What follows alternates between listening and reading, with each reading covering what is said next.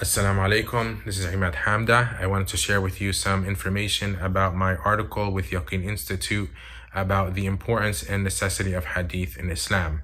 The reason I chose to write on this topic was because there's a growing trend within the Muslim community that rejects the Hadith in total, and they say only follow the Qur'an.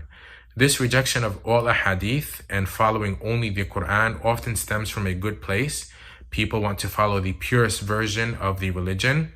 They may find certain texts or certain hadith that are problematic and they don't want to follow that. So they find the easiest way is just to follow the Qur'an. The safest way is to follow the Qur'an by itself.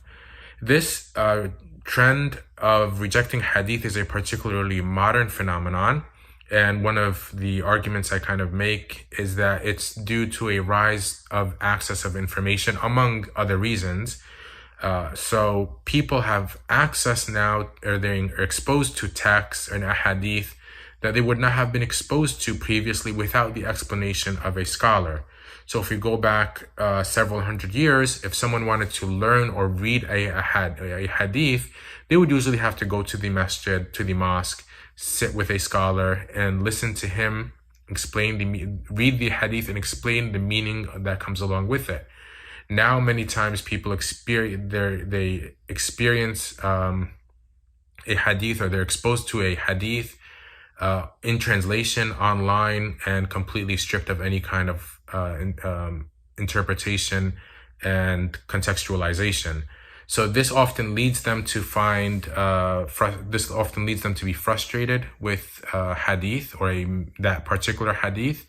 And this may happen to them several times, and it leads them to the conclusion that hadith are unreliable, and therefore they reject them completely. So in my article, I try to look at two things. The first is, what does the Qur'an itself say about following the Sunnah and following the Prophet?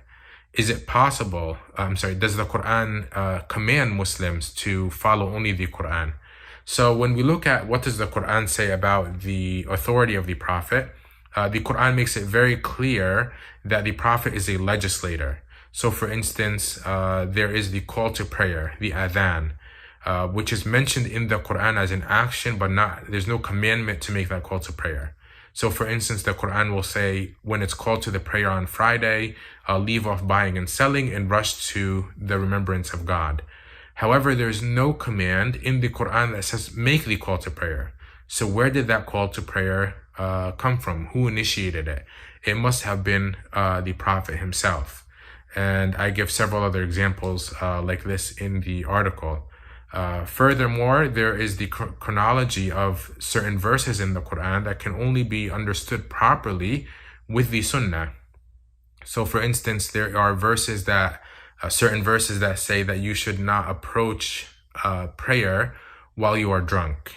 There are other verses that say stay away from intoxication completely. And there are other verses that say that intoxication has some good in it and some bad. How do you contextualize these? Which ones came first? Was it prohibited first and then made permissible? Or was it permissible and then made prohibited? Without the context of the Sunnah, you would not be able to know which one came first. The second point I make is that the Qur'an cannot be understood without extra Quranic sources. What I mean by that is if we strip the Qur'an of all understandings besides the Qur'an loses meaning. So the Qur'an, for an example, it'll mention places, it'll mention people, it'll mention events, and the Qur'an presupposes that the reader knows these things. So for instance, the Qur'an mentions one companion by name, the companion Zayd. The Qur'an presupposes that the reader knows who Zayd is, so that the implications of the Prophet's marriage to Zayd's wife are understood legally. The Qur'an would mention Badr, it would mention Uhud, it would mention other events, and it again presupposes that the reader knows these things. If you don't know these things, so if you say I'm going to approach the Qur'an, I'm going to remove the entire influence of the Sunnah on my memory, on my understanding, and you approach it simply as that, you will not know when it was revealed, you will not know the context of certain events and places, and these verses lose their meaning. So in that regard, I kind of argue that the Qur'an relies on the reader knowing this context of in which it was revealed. And that means that in order for the Qur'an to be authentic or properly understood, it relies on this outside source. Therefore, the outside source must also be preserved, because if that outside source is incorrectly preserving things about the meaning of the Qur'an, the meaning of the Qur'an itself is lost.